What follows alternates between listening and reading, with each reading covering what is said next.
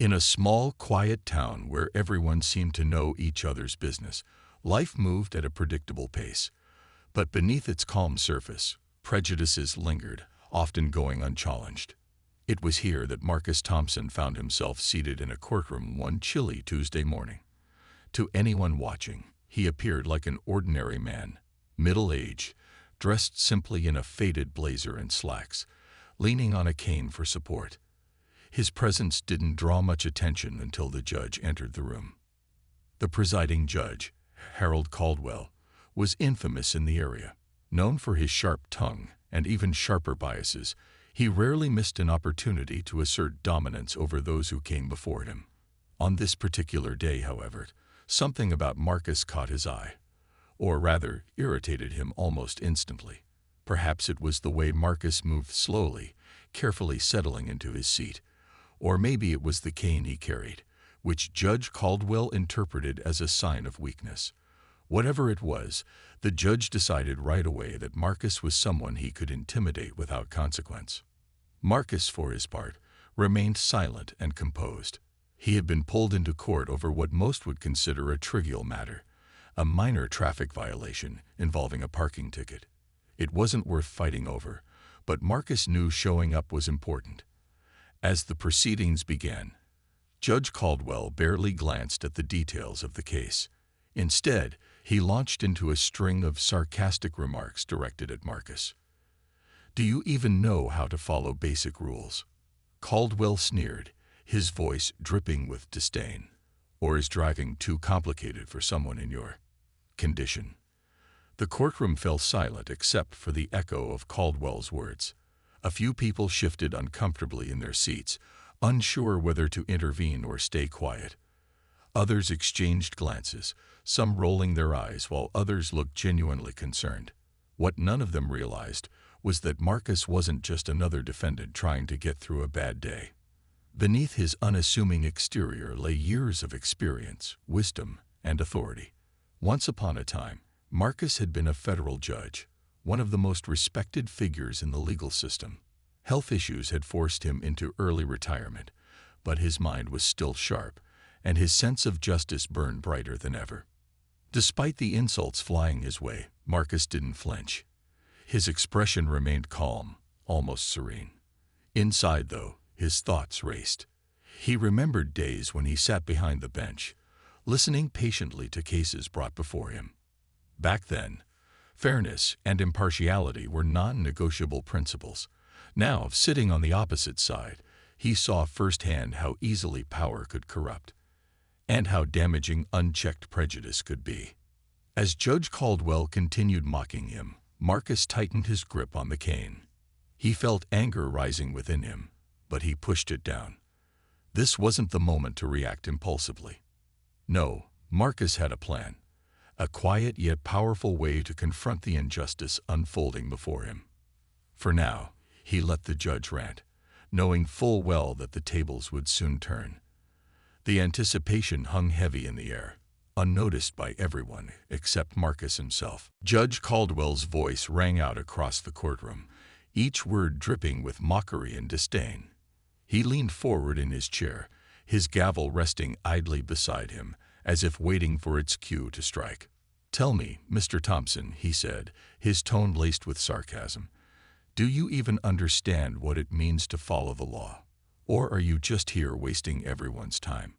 The question hung in the air like a storm cloud, heavy and oppressive. Marcus didn't respond immediately. Instead, he sat quietly, his eyes fixed on the judge. His silence seemed to infuriate Caldwell further. "Well?" the judge barked, slamming his hand on the desk for emphasis.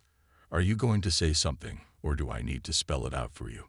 The audience, mostly townsfolk who had wandered in out of curiosity, began whispering among themselves. Some looked uncomfortable, shifting in their seats as they exchanged uneasy glances. Others seemed entertained by the spectacle, chuckling softly at Caldwell's biting remarks.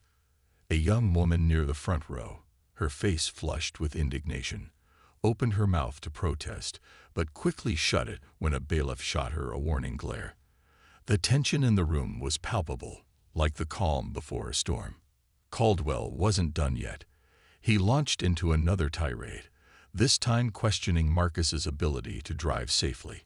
Maybe we should reconsider letting people with limitations operate vehicles, he suggested, his lips curling into a smug smile. After all, the roads are dangerous enough without adding unnecessary risks. His words landed like punches, harsh and deliberate, meant to humiliate. But Marcus remained unfazed. His expression stayed neutral, almost serene, as though he were listening to nothing more than idle chatter. Inside, however, his mind was racing. He thought about the countless times he had presided over cases where similar biases played out, where individuals were judged not by their actions but by their appearance or circumstances. It angered him deeply, but he refused to let it show. This moment wasn't just about him. It was about exposing the ugliness that thrived unchecked in places like this courtroom. As Caldwell continued his verbal assault, Marcus noticed subtle changes in the crowd. A man in the back row crossed his arms tightly, his jaw clenched in disapproval. An elderly woman shook her head slowly, muttering under her breath about how disgraceful the whole scene was. Even the bailiffs, usually stoic and unbothered, shifted awkwardly, avoiding eye contact with anyone. It was clear that not everyone agreed with Caldwell's behavior, but fear kept them silent. Finally, Caldwell paused, perhaps expecting Marcus to break under the pressure. When no response came, he added one last jab. If you're unable to speak for yourself, maybe someone else should handle your affairs for you. You certainly don't seem capable of managing much on your own. The words stung, but Marcus didn't flinch. Instead, he took a deep breath. Exhaling slowly through his nose, he glanced around the room, meeting the gaze of several spectators. In their eyes, he saw a mix of emotions: anger, pity, curiosity. For the first time since the hearing began, Marcus felt a flicker of hope. These people weren't entirely blind to what was happening. They just needed a reason to care. With quiet determination, Marcus tightened his grip on his cane. He had endured enough ridicule for one day. It was time to turn the tables. But not yet. First, he would wait for the perfect moment, the precise instant when Caldwell's arrogance peaked and left him vulnerable. Until then, Marcus remained still, his patience unwavering, his resolve unshaken. The courtroom felt like a pressure cooker, the air thick with tension as Judge Caldwell's insults continued to echo off the walls. Marcus sat motionless, his posture relaxed but deliberate, as if every word thrown at him was nothing more than background noise. Yet, beneath his calm exterior, his mind was a whirlwind of memories and emotions. He thought about the countless cases he had overseen in his own courtroom. Cases where people from marginalized communities were treated unfairly because of their race, disability, or socioeconomic status. Those memories fueled his resolve, reminding him why moments like this mattered. In the audience, whispers began to ripple through the rows of spectators. A middle-aged man leaned over to his wife, his voice barely audible but laced with frustration. "This is ridiculous," he muttered. "That poor guy hasn't even done anything wrong." His wife nodded silently, her lips pressed into a thin line. Nearby, a teenage boy shifted uncomfortably in his seat, glancing nervously between Marcus and the judge. Even those who initially seemed entertained by Caldwell's mockery now appeared uneasy, their amusement fading into discomfort. One woman, however, couldn't stay silent any longer. She was young, perhaps in her late 20s, with fiery determination written all over her face. Rising halfway from her seat, she blurted out, "Your Honor, isn't this a bit much? He hasn't said anything to deserve that kind of treatment." Her voice trembled slightly, but there was no mistaking her courage. The room fell deathly quiet as everyone turned to look at her. Judge Caldwell's eyes narrowed, his expression darkening. "Sit down and be quiet," he snapped, pointing a finger at her. "This is my courtroom, and I'll handle things however I see fit." "But it's not fair," she insisted, her voice rising despite the warning glare from a nearby bailiff. Before she could say more, Two bailiffs stepped forward, urging her back into her seat. Reluctantly, she complied, though her cheeks burned with indignation. As she sat down, she locked eyes with Marcus for a brief moment. There was no anger in his gaze, only gratitude and understanding. It was enough to make her feel both proud and frustrated at the same time. Meanwhile, Caldwell resumed his tirade, seemingly unfazed by the interruption. "Let's get back to the matter at hand," he declared, turning his attention back to Marcus. "Do you have anything to say for yourself, Mr. Thompson, or are you just going to sit there like a statue?" Marcus didn't respond immediately. Instead, he leaned forward slightly, resting his elbows on his knees. His fingers tightened around the handle of his cane, but his movements were slow and deliberate. For a moment, it seemed as though he might rise to defend himself, but then he settled back into his seat, his expression unreadable. The silence stretched on, heavy and charged, until Caldwell grew visibly irritated. "Well," the judge demanded, slamming his gavel against the desk for emphasis, "are you going to answer me or not?" Still, Marcus said nothing. But inside, he was strategizing. Every insult, every condescending remark, only strengthened his resolve. He knew exactly what he needed to do next. He just had to wait for the right opportunity. And while Caldwell reveled in his perceived dominance, Marcus allowed himself a faint, almost imperceptible smile. The judge had no idea what was coming. None of them did. As the seconds ticked by, the atmosphere in the courtroom shifted subtly. The audience, once passive observers, now seemed more alert, their curiosity piqued. They exchanged glances, sensing that something significant was about to unfold. Even Caldwell, oblivious to the storm brewing beneath Marcus's calm demeanor, couldn't shake the feeling that the tide was beginning to turn. Unbeknownst to him, the very foundation of his authority was about to be challenged in a way he could never have anticipated. When Judge Caldwell finally paused to glare at Marcus, expecting some sort of reaction, Marcus decided it was time to act. Slowly, deliberately, he raised a hand and spoke in a calm, measured voice that carried across the silent courtroom. "Your Honor," he began, his tone respectful but firm, "if I may approach the podium to address the court." The request caught Caldwell off guard. For a moment, he hesitated, as if unsure whether granting such a simple request would undermine his authority. But with the entire room watching, and perhaps sensing an opportunity to further humiliate Marcus, he waved a dismissive hand. "Fine," he snapped. "Go ahead. Let's see what you have to say." Marcus pushed himself up from his seat with deliberate care, using his cane for support. Every movement was slow and calculated, drawing the audience's full attention. The sound of his cane tapping against the floor echoed loudly in the quiet courtroom, each step amplifying the tension hanging in the air. Some spectators leaned forward unconsciously, their eyes glued to him, while others exchanged nervous glances, sensing that something pivotal was about to happen. As Marcus made his way toward the front of the room, Caldwell smirked, clearly enjoying the spectacle. "Take your time," the judge quipped sarcastically, earning a few uneasy chuckles from the crowd. But Marcus didn't react. Instead, he continued moving forward, his focus unwavering.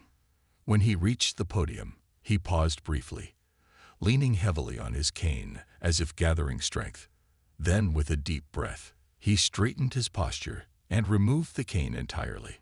A collective gasp rippled through the courtroom. For the first time, people noticed how tall Marcus stood without the aid of the cane. His presence seemed to fill the space, commanding respect and awe. The cane dangled loosely in one hand as he turned to face Judge Caldwell, his expression calm but resolute. "Your Honor," Marcus said, his voice steady and clear, "before we proceed further, I believe there is something you should know." He paused, letting the weight of his words sink in before continuing. "My name is Marcus Thompson. I served as Chief Justice of the Federal Appeals Court for over 2 decades before retiring due to health reasons." The room erupted into murmurs of disbelief and astonishment. People craned their necks to get a better look at him, some whispering urgently to their neighbors. Even the bailiffs exchanged shocked glances, their usual stoicism shattered by the revelation. Judge Caldwell, however, froze in his seat, his smug demeanor crumbling instantly. His face paled, and his mouth opened slightly as if trying to form words but failing. Marcus allowed the moment to settle before speaking again. "I chose to appear today exactly as I am, not to gain sympathy, but to expose the biases that exist within our judicial system. Biases like yours, Your Honor."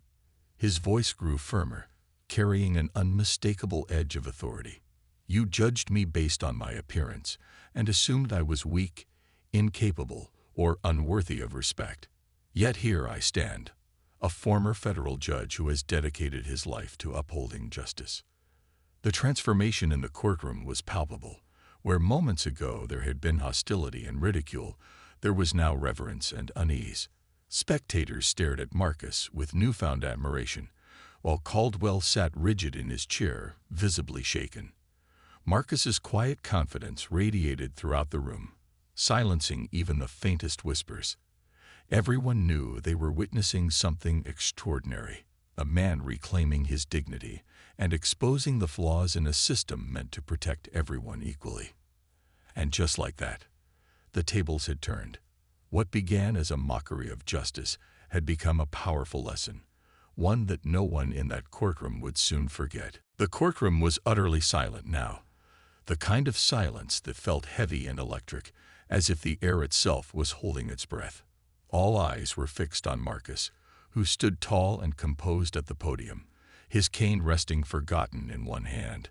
He looked out over the room, his gaze steady and unflinching, before turning it squarely on Judge Caldwell.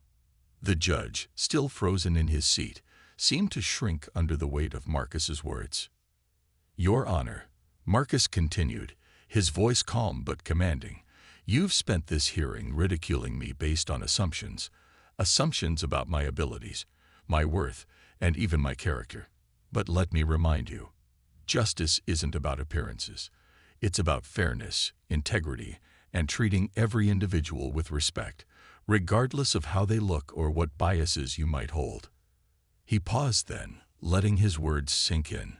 Some members of the audience nodded slowly, their expressions reflecting a mix of admiration and shame for having witnessed such blatant prejudice without speaking up sooner. Others sat wide-eyed, hanging on to every word Marcus said, realizing they were part of something far bigger than a routine court case. Marcus went on, his tone softening slightly as he shared personal stories. "I know firsthand what discrimination feels like," he admitted. "Early in my career, I faced skepticism because of the color of my skin. People doubted I could succeed as a lawyer, much less become a judge. But I worked hard, proved myself, and eventually earned the privilege of serving on the bench. And yet here I am today, sitting in your courtroom, being mocked, not for anything I've done wrong, but simply because of how I present myself." His voice grew stronger, more impassioned, as he addressed the broader issue. "This isn't just about me, Your Honor. It's about the countless others who walk into courtrooms like this one, hoping for fairness, but instead facing judgment based on stereotypes. Whether it's someone with a disability, a person of color, or anyone else society deems different, these biases undermine the very foundation of our legal system." As he spoke, Marcus turned slightly to face the audience. "We all have a responsibility to challenge injustice when we see it.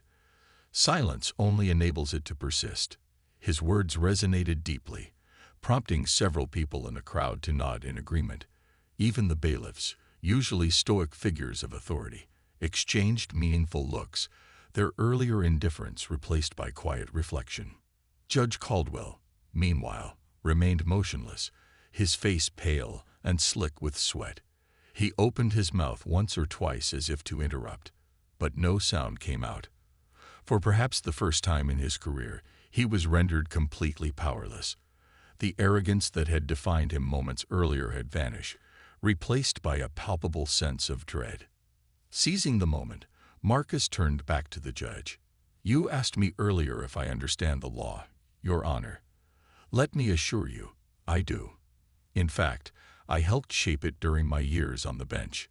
So when I say that your behavior today is unacceptable, I speak not just as a citizen, but as someone who has dedicated his life to ensuring justice is served fairly. With that, Marcus stepped away from the podium, his movements deliberate and dignified.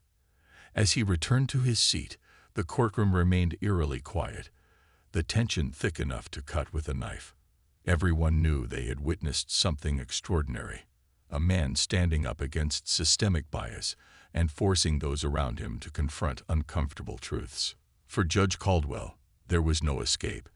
The spotlight was firmly on him now, exposing not only his actions that day, but also the deeper flaws within the system he represented. And for Marcus, this was just the beginning. His quiet strength had ignited a spark, one that would soon grow into a flame of change. The air in the courtroom was thick with tension, almost suffocating. As Marcus took his seat, his every word had struck like a hammer against the fragile facade of Judge Caldwell's authority. The judge, once so confident and unyielding, now sat slumped in his chair, visibly shaken. His face was pale, his hands gripping the edge of the bench as though trying to steady himself. For the first time in his career, he was at a loss for words. Marcus's revelation had not only exposed Caldwell's prejudice, but also forced everyone in the room to confront uncomfortable truths about bias and fairness. Spectators exchanged uneasy glances, some whispering softly while others stared straight ahead, lost in thought. A young woman near the front wiped tears from her eyes, moved by Marcus's courage and conviction. Even the bailiffs, who had earlier enforced silence with stern expressions, now stood awkwardly, their usual stoicism replaced by visible discomfort. Judge Caldwell finally managed to speak, though his voice lacked its usual sharpness. "Mr. Thompson," he began, stammering slightly, I apologize if my comments were inappropriate." His apology sounded hollow, even to himself, and Marcus didn't respond immediately. Instead, he looked directly at Caldwell, his gaze steady and piercing.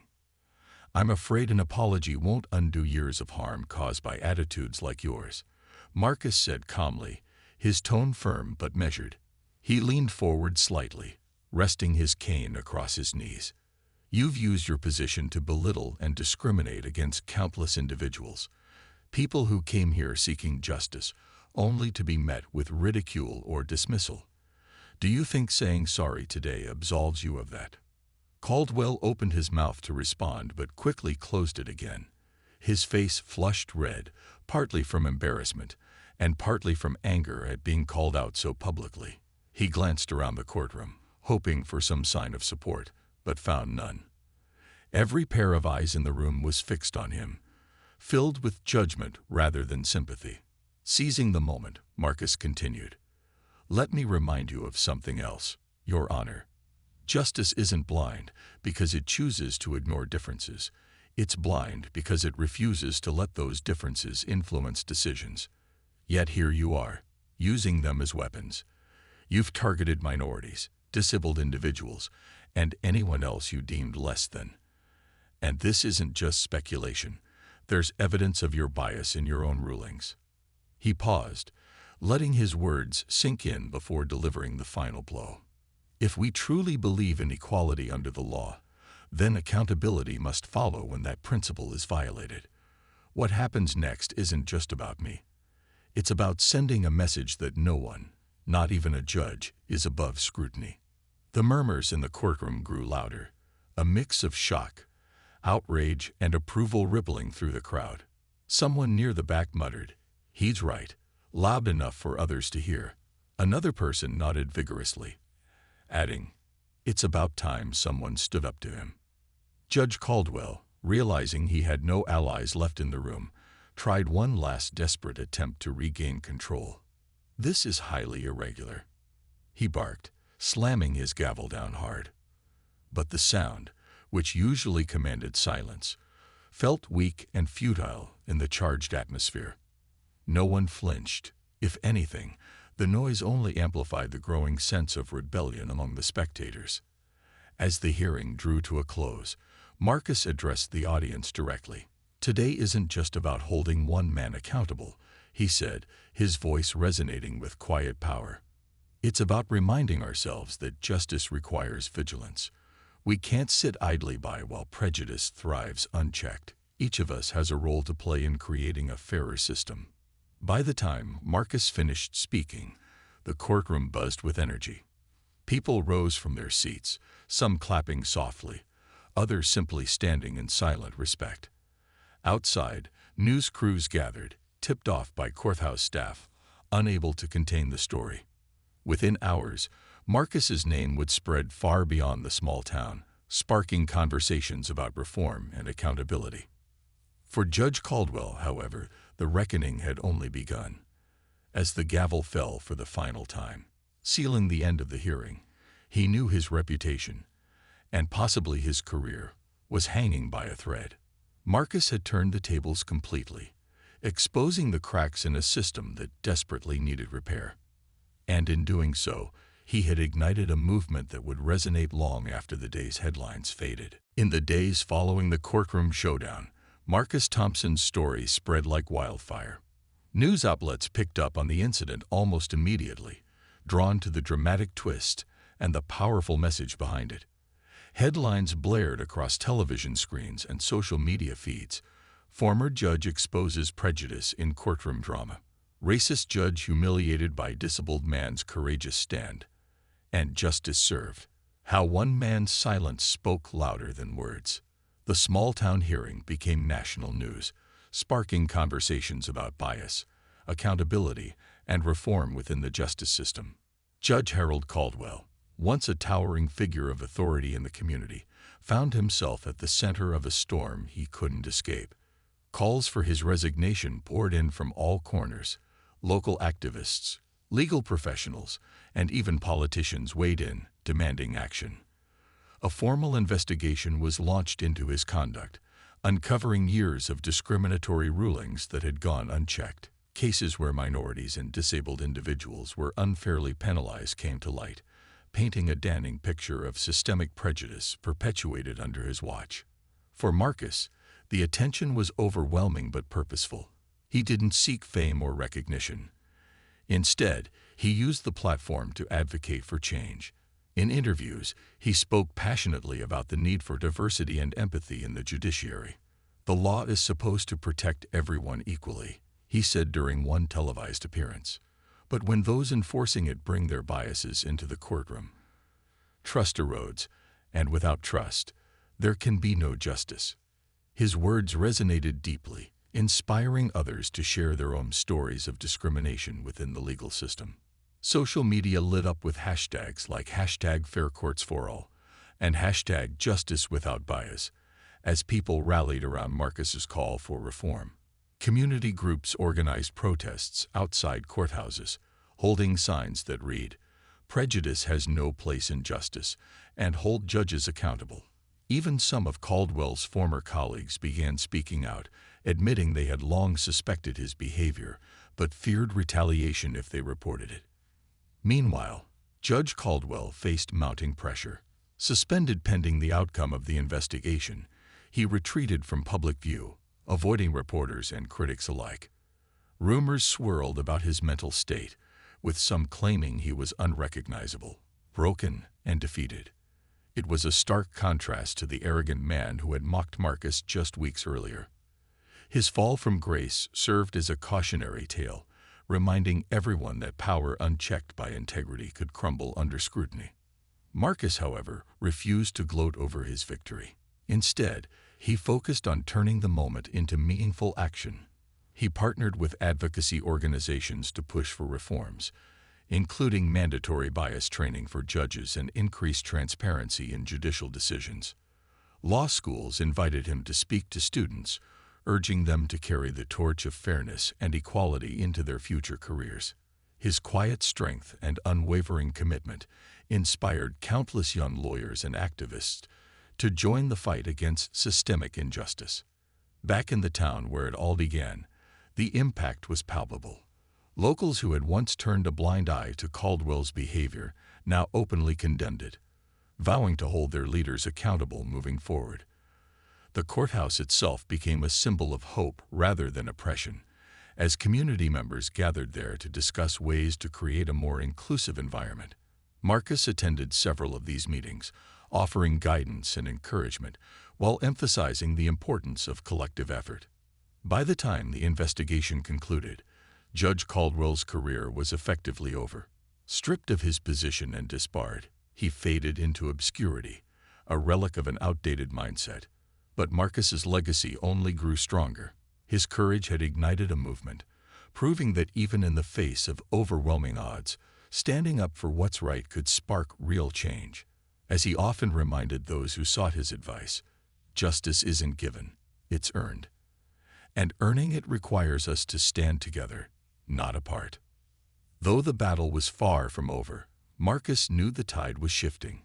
For the first time in years, he felt hopeful, not just for himself, but for the countless others who deserved a fairer, kinder world.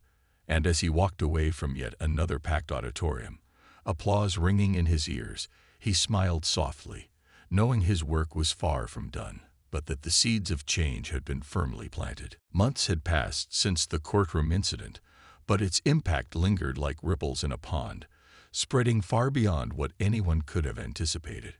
Marcus Thompson, once an unassuming figure quietly navigating life after retirement, found himself at the forefront of a national movement for justice reform. His name became synonymous with resilience and integrity, inspiring people from all walks of life to challenge prejudice wherever they encountered it. Though Marcus never sought the spotlight, he embraced his role as a voice for change. He traveled across the country, speaking at conferences, universities, and community centers. Each speech was infused with the same calm authority that had silenced Judge Caldwell months earlier. True power doesn't come from titles or positions, he often said. It comes from standing firm in your principles, even when it's hard.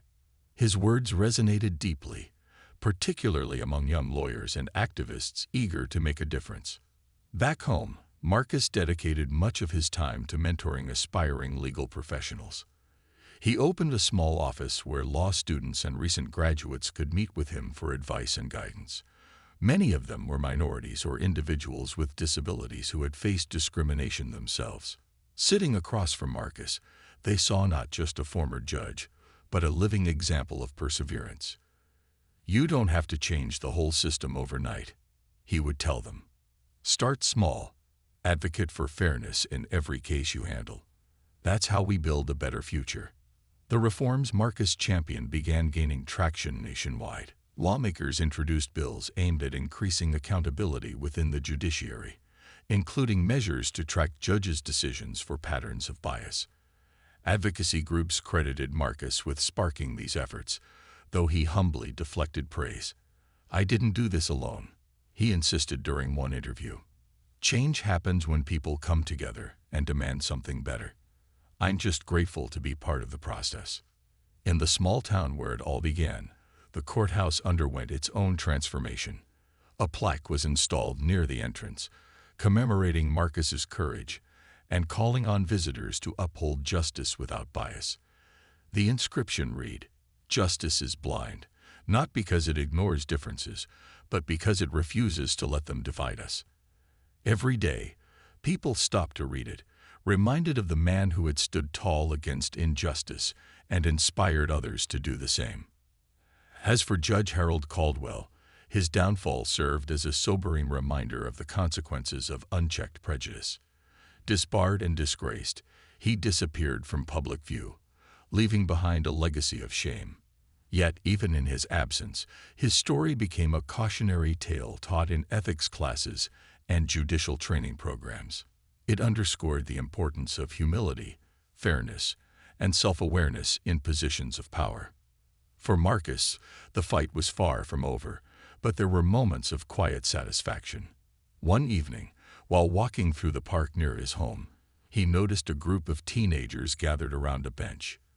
They were discussing a high-profile court case they'd seen on the news, debating whether the verdict reflected true justice. As Marcus approached, one of them recognized him and nudged the others. "Hey, isn't that?" he whispered, pointing discreetly. Marcus smiled warmly, nodding as he continued past them. He didn't stop to introduce himself. Instead, he listened as their conversation shifted to topics of equality and fairness. Their passion filled him with hope. Young voices like theirs were the key to lasting change, the kind of change that couldn't be undone by any single person or event. That night, sitting on his porch under a sky dotted with stars, Marcus reflected on everything that had transpired. He thought about the courtroom showdown, the countless speeches, and the lives touched along the way. Though he knew challenges still lay ahead, he felt a deep sense of peace. Justice wasn't perfect. It never would be. But as long as people refused to stay silent in the face of injustice, progress was possible. And so, Marcus carried on, one step at a time, leaning occasionally on his cane but always moving forward. His journey hadn't been easy, but it had been worth it. After all, justice wasn't just a concept written into law books. It was something alive, shaped by those brave enough to stand up and speak out. And Marcus Thompson, in his quiet yet powerful way, had ensured that his voice would echo for generations to come.